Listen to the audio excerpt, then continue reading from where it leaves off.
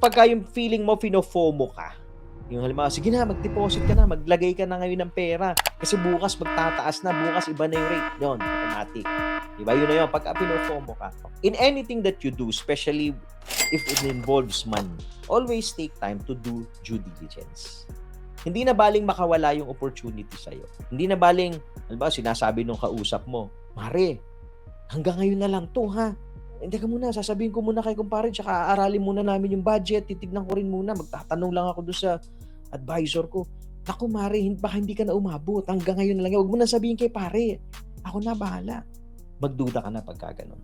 Anything that involves money, pag-isipan po mabuti. Huwag kayo magmadali. Take time. Mas okay na yung makakatulog ka ng mahimbing dahil naiwan ka. For example, tama nga si Kumare.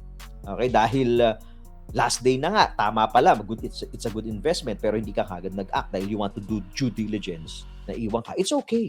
Nakakatulog ka naman ng mahimbing. Kesa naman, nagmamadali ka, hindi ka nag-due diligence, tapos na-scam ka. At ang masakit nun, may time ka to do it eh. Ang masakit nun, yung decision making mo nag-fail eh. So be careful be careful mga titos and titas kasi marami pa yung mga scammers na yan.